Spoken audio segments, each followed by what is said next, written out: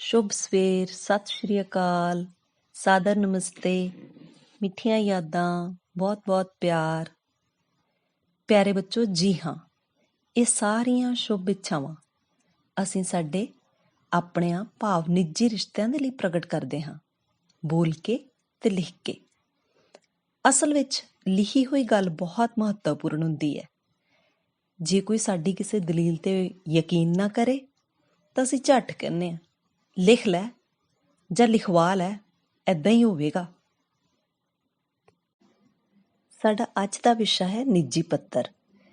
ਤੇ ਨਿੱਜੀ ਪੱਤਰ ਤੁਸੀਂ ਆਪਣੇ ਕਿਤੇ ਦੂਰ ਦੁਰਾਡੇ ਰਹਿੰਦੇ ਰਿਸ਼ਤੇਦਾਰ, ਜਾਂ ਜੇਕਰ ਤੁਸੀਂ ਹੋਸਟਲ ਦੇ ਵਿੱਚ ਰਹਿ ਰਹੇ ਹੋ ਤਾਂ ਆਪਣੇ ਛੋਟੇ ਭੈਣ ਭਰਾਵਾਂ ਨੂੰ ਸਲਾਹਾਂ ਦੇਣਾ, ਆਪਣੇ ਵੱਡਿਆਂ ਨੂੰ ਕੋਈ ਸੰਦੇਸ਼ ਪਹੁੰਚਾਉਣਾ, ਆਪਣੇ ਮਾਤਾ ਪਿਤਾ, ਮਾਮਾ ਮਾਮੀ, ਦਾਦਾ ਦਾਦੀ, ਚਾਚਾ ਚਾਚੀ, ਮਿੱਤਰਾਂ ਸਹੇਲੀਆਂ ਭਾਵ ਆਪਣਿਆਂ ਦੇ ਨਾਲ ਜਦੋਂ ਤੁਸੀਂ ਲਿਖ ਕੇ ਕੋਈ ਗੱਲਬਾਤ ਕਰਦੇ ਹੋ ਤਾਂ ਇਹ ਉਹਨਾਂ ਦੇ ਲਈ ਇੱਕ ਅਭੁੱਲ ਯਾਦ ਬਣ ਜਾਂਦਾ ਹੈ।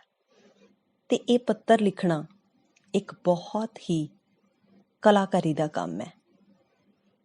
ਅਤੇ ਪੱਤਰ ਦੇ ਸਲੀਕੇ ਤੋਂ, ਸ਼ਬਦਾਂ ਦੀ ਚੋਣ ਤੋਂ, ਲਿਖਾਵਟ ਤੋਂ ਸਾਡੇ ਵਿਅਕਤੀਤਵ ਦੀ ਝਲਕ ਮਿਲਦੀ ਹੈ।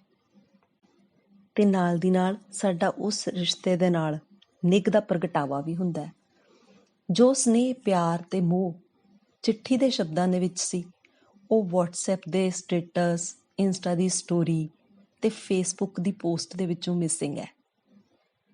ਪੁਰਾਣੇ ਸਮੇਂ ਦੇ ਵਿੱਚ ਜਦ ਡਾਕੀਆ ਗਲੀ 'ਚ ਆਉਂਦਾ ਤਾਂ ਪਹਿਲਾਂ ਹੀ ਲੋਕੀ ਆਪਣੇ ਦਰਾਂ 'ਤੇ ਖੜੋ ਜਾਂਦੇ ਅਤੇ ਮੱਥੇ 'ਤੇ ਹੱਥ ਰੱਖ ਰੱਖ ਕੇ ਉਸ ਨੂੰ ਉਡੀਕਦੇ।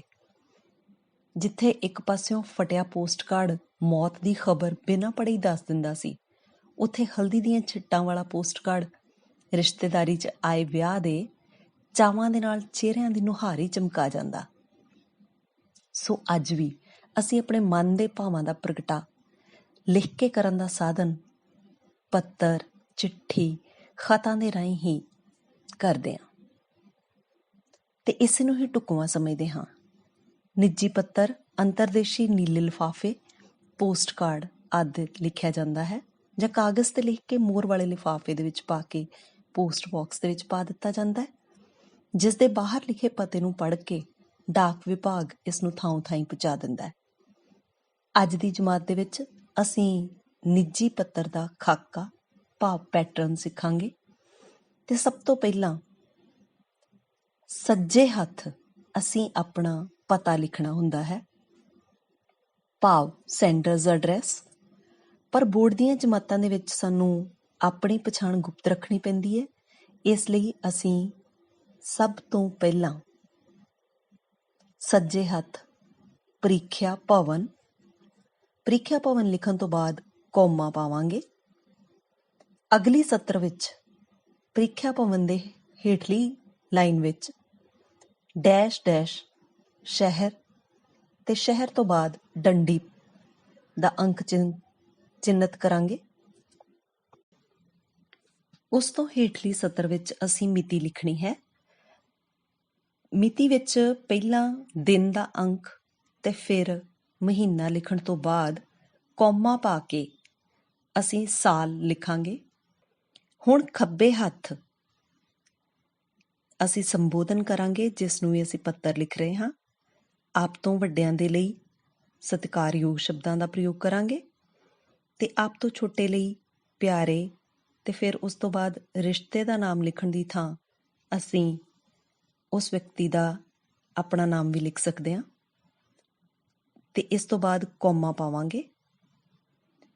ਇਸ ਤੋਂ ਅਗਲੀ ਸਤਰ ਵਿੱਚ ਅਸੀਂ ਉਸ ਵਿਅਕਤੀ ਨੂੰ ਵਿਸ਼ ਕਰਨਾ ਹੈ, ਭਾਵ ਸਤਿ ਸ਼੍ਰੀ ਅਕਾਲ, ਨਮਸਤੇ, ਮਿੱਠੀਆਂ ਯਾਦਾਂ, ਬਹੁਤ ਬਹੁਤ ਪਿਆਰ, ਜੋ ਵੀ ਅਸੀਂ ਉਸਨੂੰ ਲਿਖਣਾ ਚਾਹੁੰਦੇ ਹਾਂ ਉਹਨਾਂ ਸ਼ਬਦਾਂ ਤੋਂ ਬਾਅਦ ਅਸੀਂ ਡੰਡੀ ਲਗਾਵਾਂਗੇ। ਅਤੇ ਹੁਣ ਸ਼ੁਰੂ ਹੁੰਦਾ ਹੈ ਪੱਤਰ ਦਾ ਮੱਧ ਭਾਗ।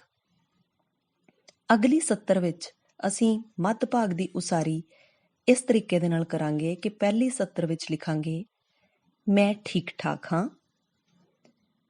ਅਤੇ ਤੁਹਾਡੀ ਰਾਜ਼ੀ ਖੁਸ਼ੀ ਦੀ ਵੀ ਉਮੀਦ ਕਰਦਾ ਹਾਂ ਜਾਂ ਕਰਦੀ ਹਾਂ।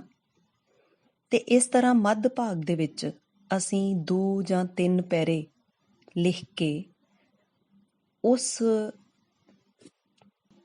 ਵਿਸਥਾਰ ਵੱਲ ਵਧਾਂਗੇ ਜਿਸ ਬਾਰੇ ਅਸੀਂ ਬਿਆਨ ਕਰਨਾ ਚਾਹੁੰਦੇ ਹਾਂ। ਤੇ ਇਸ ਤਰ੍ਹਾਂ ਅੰਤ ਵਿੱਚ ਵੱਡਿਆਂ ਨੂੰ ਜਾਂ ਘਰ ਦੇ ਬਾਕੀ ਜਿਹੜੇ ਜੀ ਨੇ ਉਹਨਾਂ ਨੂੰ ਸਤਿ ਸ਼੍ਰੀ ਅਕਾਲ ਲਿਖਦੇ ਹੋਏ ਪੱਤਰ ਦਾ ਅੰਤ ਕਰਾਂਗੇ। ਤੇ ਫਿਰ ਸੱਜੇ ਹੱਥ ਅਗਲੀ ਸਤਰ ਵਿੱਚ ਬਿਲਕੁਲ ਨੁੱਕਰ ਵਿੱਚ ਲਿਖਾਂਗੇ ਤੁਹਾਡਾ। ਉਸ ਤੋਂ ਬਾਅਦ ਆਪਣਾ ਰਿਸ਼ਤਾ ਜੋ ਵੀ ਹੈ ਉਹ ਲਿਖਣ ਤੋਂ ਬਾਅਦ ਅਸੀਂ ਕੌਮਾ ਲਗਾਵਾਂਗੇ। ਤੇ ਉਸ ਵਿਅਕਤੀ ਦੇ ਨਾਲ ਰਿਸ਼ਤਾ ਲਿਖਣ ਤੋਂ ਬਾਅਦ ਕੌਮਾ ਲਗਾਉਣ ਤੋਂ ਬਾਅਦ ਅਗਲੀ ਸਤਰ ਵਿੱਚ ਅਸੀਂ ਆਪਣਾ ਨਾਮ ਲਿਖ ਸਕਦੇ ਹਾਂ। ਪਰ ਬੋਰਡ ਦੀ ਪ੍ਰੀਖਿਆ ਦੇ ਵਿੱਚ ਅਸੀਂ ਆਪਣਾ ਨਾਮ ਲਿਖਣ ਦੀ ਥਾਂ ਊੜਾ ਬਿੰਦੀ, ਐੜਾ ਬਿੰਦੀ, ਈੜੀ ਬਿੰਦੀ ਲਿਖਾਂਗੇ। ਪਿਆਰੇ ਬੱਚੋ, ਹੁਣ ਇੱਕ ਨਿੱਜੀ ਪੱਤਰ ਦੀ ਉਦਾਹਰਨ ਦੇ ਰਹੀ ਹਾਂ। ਮੰਨ ਲਓ ਤੁਹਾਨੂੰ ਪ੍ਰੀਖਿਆ ਵਿੱਚ ਪੁੱਛਿਆ ਜਾਂਦਾ ਹੈ ਕਿ ਤੁਹਾਡੇ ਪਿਤਾ ਜੀ ਘਰੋਂ ਬਾਹਰ ਦੂਸਰੇ ਸ਼ਹਿਰ ਵਿੱਚ ਨੌਕਰੀ ਕਰਦੇ ਹਨ। ਉਹਨਾਂ ਨੂੰ ਚਿੱਠੀ ਲਿਖਦਿਆਂ ਦਾਦਾ ਜੀ ਦੀ ਵਿਗੜਦੀ ਸਿਹਤ ਬਾਰੇ ਦੱਸੋ। ਖਾਕੇ ਨੂੰ ਧਿਆਨ ਵਿੱਚ ਰੱਖਦੇ ਹੋਏ ਸਭ ਤੋਂ ਪਹਿਲਾਂ ਸੱਜੇ ਹੱਥ ਪ੍ਰੀਖਿਆ ਭਵਨ, ਕੌਮਾ, ਅਗਲੀ ਸਤਰ ਵਿੱਚ ਡੈਸ਼ ਡੈਸ਼ ਸ਼ਹਿਰ, ਡੰਡੀ, ਅਗਲੀ ਸਤਰ ਵਿੱਚ ਮਿਤੀ, ਦਿਨ, ਫਿਰ ਮਹੀਨਾ ਤੇ ਅੰਤ ਕੌਮਾ ਪਾ ਕੇ ਸਾਲ ਲਿਖਣ ਤੋਂ ਬਾਅਦ ਬਿੰਦੀ ਲਗਾਵਾਂਗੇ। ਅਗਲੀ ਸਤਰ ਵਿੱਚ ਖੱਬੇ ਹੱਥ ਸਤਿਕਾਰਯੋਗ ਪਿਤਾ ਜੀ, ਕੌਮਾ, ਅਗਲੀ ਸਤਰ ਵਿੱਚ ਚਰਨ ਪ੍ਰਣਾਮ, ਡੰਡੀ, ਫਿਰ ਅਗਲੀ ਸਤਰ ਵਿੱਚ ਪੈਰਾ ਉਸਾਰਦੇ ਹੋਏ ਮੱਧ ਭਾਗ ਵਿੱਚ ਲਿਖਾਂਗੇ ਤੁਹਾਡੀ ਚਿੱਠੀ ਮਿਲੀ, ਪੜ੍ਹ ਕੇ ਮਨ ਖੁਸ਼ ਹੋਇਆ ਕਿ ਤੁਹਾਡੀ ਨੌਕਰੀ ਤੇ ਹੋਰ ਸਭ ਕੁਝ ਠੀਕ ਠਾਕ ਚੱਲ ਰਿਹਾ ਹੈ। ਮੈਨੂੰ ਪਤਾ ਹੈ ਕਿ ਇਸ ਉਮਰ ਵਿੱਚ ਘਰੋਂ ਬਾਹਰ ਰਹਿਣਾ ਕਾਫੀ ਔਖਾ ਹੁੰਦਾ ਹੈ, ਪਰ ਨੌਕਰੀ ਦੀਆਂ ਆਪਣੀਆਂ ਹੀ ਮਜਬੂਰੀਆਂ ਹੁੰਦੀਆਂ ਹਨ ਜਿਨ੍ਹਾਂ ਕਾਰਨ ਤੁਹਾਨੂੰ ਬਾਹਰ ਜਾਣਾ ਹੀ ਪੈਣਾ ਸੀ। ਖੈਰ, ਨਿਸ਼ਚਿਤ ਸਮਾਂ ਛੇਤੀ ਲੰਘ ਜਾਂਦਾ ਹੈ, ਇਸ ਲਈ ਬਹੁਤਾ ਫਿਕਰ ਕਰਨ ਦੀ ਲੋੜ ਨਹੀਂ। ਬਾਕੀ ਦਾਦਾ ਜੀ ਪਿਛਲੇ ਹਫ਼ਤੇ ਤੋਂ ਠੀਕ ਨਹੀਂ ਹਨ। ਤੁਹਾਨੂੰ ਤਾਂ ਪਤਾ ਹੀ ਹੈ, ਉਹਨਾਂ ਨੂੰ ਦਿਲ ਦੀ ਬਿਮਾਰੀ ਹੈ ਤੇ ਪਿਛਲੇ ਹਫ਼ਤੇ ਉਹਨਾਂ ਨੂੰ ਫਿਰ ਤੋਂ ਦਰਦ ਸ਼ੁਰੂ ਹੋ ਗਿਆ ਸੀ। ਡਾਕਟਰ ਗੁਪਤਾ ਸਾਹਿਬ ਤੋਂ ਦਵਾਈ ਲਈ, ਇੱਕ ਵਾਰ ਤਾਂ ਠੀਕ ਹੋ ਗਏ, ਪਰ ਅਗਲੇ ਦਿਨ ਉਹਨਾਂ ਨੂੰ ਅਚਾਨਕ ਫਿਰ ਦਰਦ ਸ਼ੁਰੂ ਹੋ ਗਿਆ। ਅਸੀਂ ਉਸ ਸਮੇਂ ਉਹਨਾਂ ਨੂੰ ਡਾਕਟਰ ਸਾਹਿਬ ਦੇ ਹਸਪਤਾਲ 'ਚ ਦਾਖਲ ਕਰਵਾ ਦਿੱਤਾ। 2 ਦਿਨਾਂ ਦੇ ਵਿੱਚ ਠੀਕ ਹੋ ਜਾਣ ਮਗਰੋਂ ਅਸੀਂ ਦਾਦਾ ਜੀ ਨੂੰ ਘਰ ਲੈ ਆਂਦਾ ਸੀ। ਹੁਣ ਉਹਨਾਂ ਨੂੰ ਬਹੁਤ ਜ਼ਿਆਦਾ ਕਮਜ਼ੋਰੀ ਹੋ ਗਈ ਹੈ ਤੇ ਉਹ ਹਰ ਸਮੇਂ ਮੈਂ ਠੀਕ ਨਹੀਂ ਹੋਣਾ ਆਖਦੇ ਰਹਿੰਦੇ ਹਨ। ਉਹ ਤੁਹਾਨੂੰ ਮਿਲਣ ਲਈ ਵੀ ਉਤਾਵਲੇ ਹਨ।